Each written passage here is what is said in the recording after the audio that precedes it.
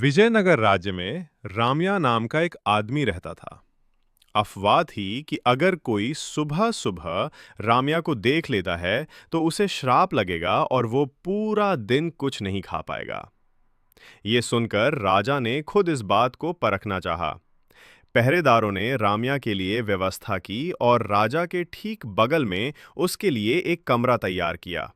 अगली सुबह राजा रामया के कमरे में गया ताकि वो सबसे पहले उसे देख सके और इस अफवाह की पुष्टि कर सके। ऐसा हुआ कि दोपहर के भोजन के समय राजा को अपने भोजन में एक मक्खी दिखी और उसने रसोइये से कहा कि वो उसे हटा दे और नया भोजन तैयार करे। जब तक दोपहर का भोजन फिर से परोसा गया, तब तक राजा की भूख मर चुकी थी और उसे एहसास हुआ कि ये अफवाह सच थी। सुबह सबसे पहले रामया का चेहरा देखने से लोगों को श्राप लगता था। वो अपने लोगों के लिए ऐसा नहीं चाहता था और उसने मांग की कि रामया को फांसी पर लटका दिया जाए।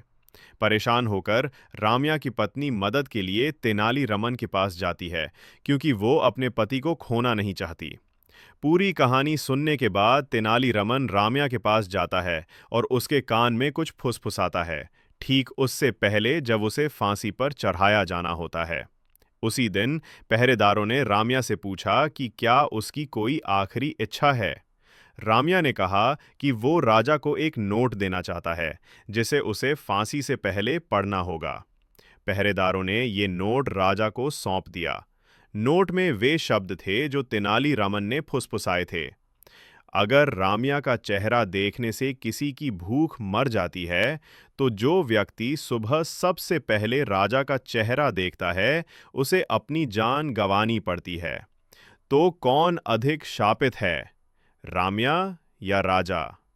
ये पढ़कर राजा को अपनी गलती का एहसास हुआ और उन्होंने रामया को मुक्त कर दिया।